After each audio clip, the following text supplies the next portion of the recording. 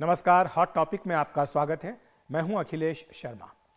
संसद में हंगामे को लेकर विपक्षी सांसदों के निलंबन का सिलसिला लगातार जारी है। आज फिर लोकसभा के 49 और सांसद सस्पेंड कर दिए गए। इस सत्र में अब तक 141 सांसद सस्पेंड हो चुके हैं, जिनमें लोकसभा के 95 और राज्यसभा के 46 सांसद शामिल हैं। आज लोकसभा में कानून मंत्री और संसदीय राज्य मंत्री अर्जुन मेघवाल ने फारूक अब्दुल्ला, मनीष तिवारी, शशि थरूर, डिंपल यादव, सुप्रिया सुले, दानिश अली, कार्ति चिदम्बरम, सुदीप बंदोपाध्याय और राजीव रंजन सिंह समेत 49 सांसदों के निलंबन का प्रस्ताव रखा, जिसे सदन ने ध्वनिमत से पारित कर दिया।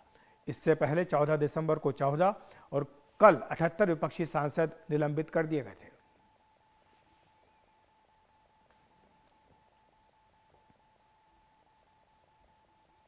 और विपक्ष के सांसदों को बड़ी संख्या में निलंबित करने के बाद अब सरकार शीतकालीन सत्र में महत्वपूर्ण विधेयकों को पारित कराने में जुट गई है। एनसीटी दिल्ली और सेंट्रल जीएसटी से जुड़े बिल आज लोकसभा में पारित करा लिए गए। ये काफी महत्वपूर्ण बिल हैं। इसी के साथ provisional collection of taxes bill ये भी लोकसभा में पारित आज करा लिया गया। भारतीय न्याय संहिता, भारतीय नागरिक सुरक्षा संहिता, भारतीय साक्ष्य बिल, ये तमाम जो 3 महत्वपूर्ण बिल हैं, इन पर भी आज चर्चा शुरू हो गई है। कल गृह मंत्री अमित शाह इसका जवाब देंगे और उसके बाद इसको पारित कराने का प्रयास होगा। Press and registration of periodicals bill कल के लिए सूचीबद्ध किया गया है। साथ ही सीईसी ईसी की नियुक्ति से जुड़ा बिल और टेलीकॉम बिल भी कल के लिए लोकसभा की कार्यसूची में सूचीबद्ध किया गया है। वहीं राज्यसभा की बात करें तो एप्रोप्रिएशंस बिल को आज राज्यसभा की ओर से हरी झंडी दिखा दी गई है। यह हालत तब है जब करीब 2/3 सांसद विपक्ष के सदन में मौजूद नहीं है और उनकी गैर मौजूदगी में यह महत्वपूर्ण बिल सरकार ने पारित कराए हैं। गृह मंत्री अमित शाह ने लोकसभा में न्याय संहिता बिल समेत 3 बिल पर आज चर्चा पेश की है और उन्होंने क्या कहा, आइए सुन लेते हैं। महोदय, मैं प्रस्ताव करता हूं कि अपराधों के संबंधित उपबंधों का समेकन और संशोधन करने तथा उससे संबंध या उससे आनुषंगिक विषयों वाले विधेयक पर विचार किया जाए और दंड प्रक्रिया संबंधी विधि का समेकन और संशोधन करने वाले विधेयक पर विचार किया जाए और निष्पक्ष विचारणा के लिए साक्ष्य के साधारण नियमों और सिद्धांतों को समेकित करने तथा उनका उपबंध करने वाले विधेयक पर विचार किया जाए। वहीं विपक्ष के सांसदों के सामूहिक निलंबन के बाद अब संसद के दोनों सदनों में विपक्ष की ओर से आवाज उठाने वाले गिने चुने सांसद ही रह गए हैं। सरकार ने आज कुछ महत्वपूर्ण बिल पारित करा लिए हैं। कल भी उसकी कोशिश होगी कुछ महत्वपूर्ण बिल पारित कराने के लिए, लेकिन संसद से अभी तक विपक्ष के 141 सांसद निलंबित हो चुके हैं। बहुत बड़ी संख्या है। संसदीय इतिहास में इतनी बड़ी संख्या में कभी भी सांसदों को निलंबित नहीं किया गया। और अब कितने बचे हैं विपक्ष के सांसद, उस पर भी एक नजर डाल लेते हैं। 543 सांसद की लोकसभा है। अभी कुल उसकी शक्ति 522 की है। इनमें एनडीए के 323 सांसद हैं। और वहीं विपक्ष की बात करें तो 95 सांसद अभी तक लोकसभा से निलंबित हो चुके हैं। यानी निलंबन के बाद विपक्ष के पास लोकसभा में केवल 104 सांसद बचे हैं।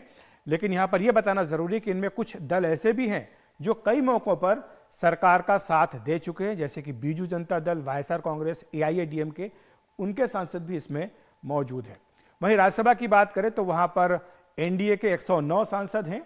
यहां पर एनडीए को बहुमत नहीं रहा है और उसके 109 सांसद हैं, जबकि विपक्ष के 46 सांसदों को राज्यसभा से निलंबित अभी तक किया जा चुका है। यानी अब विपक्ष के 100 से भी कम सांसद बचे और इनमें जैसा हमने कहा है लोकसभा में भी कुछ वैसे दल हैं, राज्यसभा में भी कुछ वैसे दल हैं जो सरकार का साथ देते आए हैं, उनके सांसद भी इनमें शामिल हैं। अब सवाल ये उठता है कि क्या निलंबन के बाद भी सांसदों के कुछ अधिकार रहते हैं? क्या उन्हें वेतन भत्ते मिलते रहेंगे या इस पर निलंबन का कुछ असर पड़ता है? जानकार कहते हैं कि निलंबित सांसद को लोकसभा सचिवालय की ओर से, राज्यसभा सचिवालय की ओर से वेतन मिलता रहता है, लेकिन संसद सत्र के दौरान जो उनको 2000 रुपए का डीए मिलता है वो निलंबन के दौरान नहीं दिया जाता है। इसके साथ साथ निलंबित सांसद जो होते हैं वो जिन संसदीय समितियों के सदस्य होते हैं उनकी बैठकों में वो तब तक हिस्सा नहीं ले सकते जब तक कि उनका निलंबन है, और बोर्ड की बैठकों में भी वो हिस्सा नहीं ले सकते हैं। आपको बता दें कि कुछ सांसदों को 22 तारीख तक यानी शीतकालीन सत्र समाप्त होने तक के लिए निलंबित किया गया है, तो वहीं कुछ को प्रिविलेज कमेटी की रिपोर्ट आने तक निलंबित किया गया, यानी उनका जो निलंबन है वो काफी लंबा खींचेगा। और एक बात यह भी सामने आई है कि क्या संसदीय इतिहास में इससे पहले कभी इतनी बड़ी संख्या में सांसदों को निलंबित किया गया। इतनी बड़ी संख्या में तो नहीं हुआ, लेकिन हाँ एक बड़ी संख्या जरूर थी। 1989 की अगर हम बात करें तब 3 दिनों में के लिए 63 सांसदों को वहां पर निलंबित किया गया था। उस वक्त राजीव गांधी प्रधानमंत्री थे, जबकि बलराम जाखड़ लोकसभा के अध्यक्ष थे। तंबी दुराई जो है एआईडीएमके के वो डिप्टी स्पीकर थे। इंदिरा गांधी की हत्या की जांच के लिए एक ठक्कर आयोग बनाया गया था। उसकी रिपोर्ट तब लोकसभा में रखी गई थी। रिपोर्ट में इंदिरा गांधी के निजी सहायक रहे आर.के. धवन की भूमिका पर टिप्पणियां थी और तब आर.के. धवन राजीव गांधी के साथ आ चुके थे। विपक्ष ने कहा कि आर.के. धवन की भूमिका की जांच होनी चाहिए, ये उसकी मांग थी। लोकसभा में जबरदस्त हंगामा हुआ। तब पहले 58 सांसद निलंबित किए गए। इनमें बड़े नाम भी शामिल थे तब के, वीपी सिंह, वीसी शुक्ला, आरिफ मोहम्मद खान, ये तमाम सांसद निलंबित किए गए। इनके अलावा इंद्रजीत गुप्ता, गीता मुखर्जी, जयपाल रेड्डी और डीबी पाटिल, इन्हें भी निलंबित किया गया। और उसके कुछ ही देर बाद दूसरा प्रस्ताव लाया गया। इसमें 5 सांसदों का निलंबन और जोड़ दिया गया। इनमें सोमनाथ चटर्जी, सैफुद्दीन चौधरी आदि शामिल थे। तो इस तरह से कुल मिलाकर के 15, 16, 17 मार्च के लिए 63 सांसदों का निलंबन तब कर दिया गया था। आपको बताएं कि सांसदों पर ये जो कार्रवाई की गई थी लोकसभा के नियम 374 के तहत की गई थी। यही नियम अभी भी लागू किया गया है। और इसके अगले ही दिन सांसदों ने स्पीकर से मिलकर माफी मांग ली थी, जिसके बाद इनका निलंबन वापस ले लिया गया था। लेकिन यहां पर इस बार यह हो रहा है कि निलंबन जो है काफी लंबा चलेगा। इसी पर चर्चा करने के लिए हमारे साथ हमारे 2 सहयोगी जुड़ गए हैं। Himanshu Shekhar Mishra, senior editor political, और साथ ही हमारे साथ हमारे सहयोगी प्रशांत भी हमारे साथ जुड़ गए हैं। हिमांशु, आपके पास पहले आना चाहूँगा। ये जो निलंबन हुआ है इतिहास में अपने आप में अनोखा है कि इतनी बड़ी संख्या में सांसदों का निलंबन हो गया। हमने पूरी फहरिस्त पढ़ करके बताई है कि कितने बिल आज पारित करा लिए गए और कल भी कुछ महत्वपूर्ण बिल पारित होंगे। बिलों के ऊपर इसका क्या असर होगा और उनकी जो वैधता है, क्या उस पर इसका कोई असर पड़ता है या विपक्ष इसको एक बड़ा मुद्दा बनाएगा?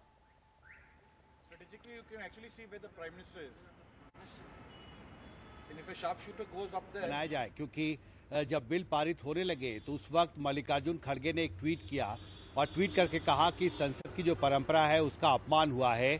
और जिस तरह से सरकार ने क्रिमिनल लॉज अमेंडमेंट बिल, जो एक बहुत ही महत्वपूर्ण विधेयक है जो सरकार के एजेंडे में सबसे ऊपर था, उस पर जिस तरह से चर्चा शुरू की है जब अधिकतर विपक्षी सांसद सदन से बाहर हैं, ये दिखाता है कि सरकार महत्वपूर्ण विधेयक पर विपक्ष की राय नहीं लेना चाहती है और इससे एक गलत मैसेज गया है। देखिए, व्यवहारिक तौर पर, तकनीकी तौर पर इसमें कोई दिक्कत नहीं है। आपको याद होगा जब फार्म लॉज बिल सरकार 3 लेकर आई थी, उस दौरान भी विपक्ष ने राज्यसभा से बॉयकॉट किया था। हम सब उस वक्त विजय चौक पर थे और उस दौरान उन बिल को पारित कराया गया था। तो तकनीकी तौर पर इसमें कुछ गलत नहीं है, बिल की वैधता पर कोई असर नहीं पड़ेगा। लेकिन सवाल कन्वेंशन का है, परंपरा का है, जो विपक्ष के नेता बार बार उठा रहे हैं। आज जो 3 महिला सांसद बची हैं राज्यसभा में विपक्ष की, जया बच्चन, डोला सेन और प्रियंका चतुर्वेदी, जब एप्रोप्रिएशन बिल पर चर्चा शुरू हुई तो उस दौरान उन्होंने भी कहा कि हम अपनी बात कहना चाहते हैं। हंगामे के बीच उन्हें मौका नहीं मिला और उन्होंने वॉकआउट किया और बाहर आकर जया बच्चन ने कहा कि हमें बोलने का मौका नहीं दिया जा रहा है। और यही शिकायत जो है वो लोकसभा में भी हमने देखी है। अभी संकेत हैं कि गृह मंत्री कल 2 बजे के आसपास लोकसभा में जो क्रिमिनल लॉज अमेंडमेंट बिल पर चर्चा हो रही है, काफी लंबा चला है आज लोकसभा का जो कार्यकाल है। और ये एक संकेत भी है सरकार की तरफ से कि इस पूरे सत्र में जो हमारे महत्वपूर्ण लेजिस्लेशंस थे, जो बिल्स थे, जिन पर हम चाहते थे कि चर्चा हो, हम इसको पारित कराना चाहते हैं। लेकिन जिस तरह से विपक्ष के सांसदों ने पिछले 4-5 दिन में लगातार रोकने की कोशिश की किसी भी बिल पर चर्चा के लिए या किसी भी मुद्दे को उठाने के लिए, जो दूसरे सांसदों को रोकने की कोशिश की, इसके बाद मजबूर होकर ये सख्त फैसला उनको करना पड़ा है। और अब सरकार अपने बिल्स जो उनके बचे हुए हैं इस एजेंडा में जो शामिल थे, उन बिल को पारित कराने की तरफ अब तेजी से आगे बढ़ रही है। जी अखिलेश। प्रशांत, आपके पास आना चाहेंगे। आप INDIA की जो बैठक आज हुई है उसको भी कवर कर रहे थे। मैं जानना चाहता हूं कि विपक्ष की क्या रणनीति है, क्योंकि इस बैठक में भी जबकि सारे दिग्गज नेता आए हैं विपक्ष के इस बैठक में हिस्सा लेने के लिए, उसी दिन इतना बड़ा घटनाक्रम ये हुआ कि इतनी बड़ी संख्या में सांसद जो है निलंबित हो चुके हैं। क्या रणनीति रहेगी, इस पर क्या चर्चा हुई है, आगे क्या कदम उठाएगा विपक्ष?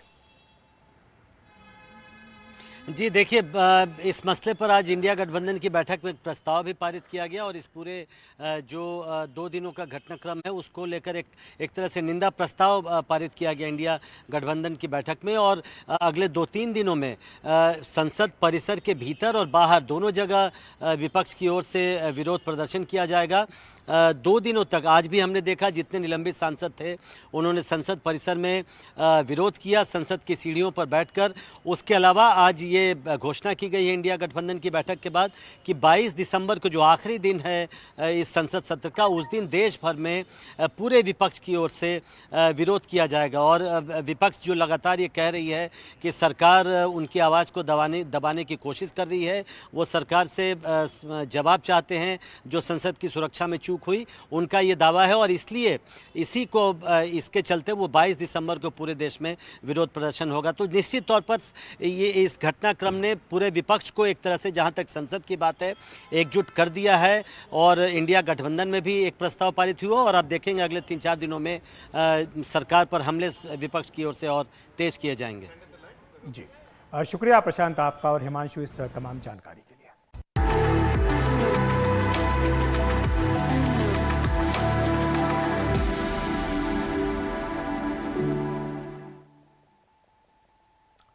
संसद से निलंबित सांसदों ने संसद परिसर में ही प्रदर्शन किया।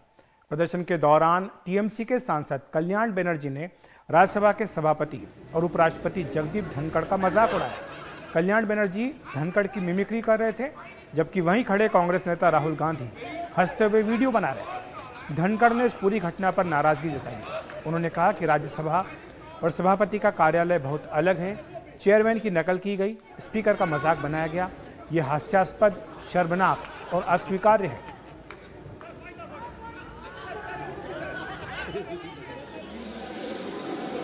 मैंने कुछ देर पहले एक टीवी चैनल पर देखा है, गिरावट की कोई हद नहीं है, गिरावट की कोई हद नहीं है। आपके एक बड़े नेता एक सांसद के असंसदीय व्यवहार को वीडियो कर रहे थे।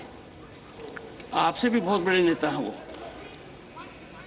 मैं तो यही कह सकता हूं, सद्बुद्धि आए, कुछ तो सीमा होती होगी, कुछ जगह तो बख्शो, कुछ जगह तो बख्शो।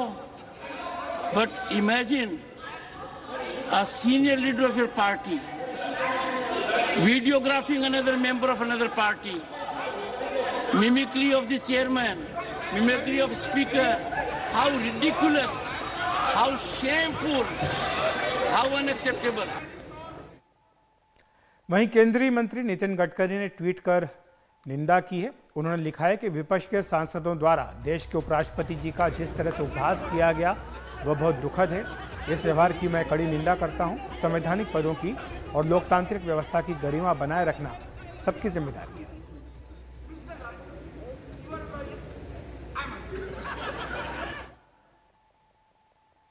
और साथ ही इस पर क्या आगे टिप्पणी आई है ये भी सुन लेते हैं। लेकिन मकर द्वार पर आज जो कुछ हुआ, विपक्षी सांसद जो कर रहे थे यहाँ बैठकर, कैसे देखते हैं आप? पता है, इस तरीके से संसद को की मौकरी करना, उसको मिमिक करना कहाँ तक सही है? और तो और सदन में कई सांसद हैं जो कि चेयर की मिमिक्री कर रहे हैं, ये कहाँ तक सही है? किस तरीके की परंपरा ये लोग बनाना चाहते हैं, किस तरीके का आचरण देश की जनता के सामने दिखाना चाह रहे हैं, इसीलिए देश की जनता इनको नकार रही है। तो हॉट टॉपिक में आज इतना ही। नमस्कार।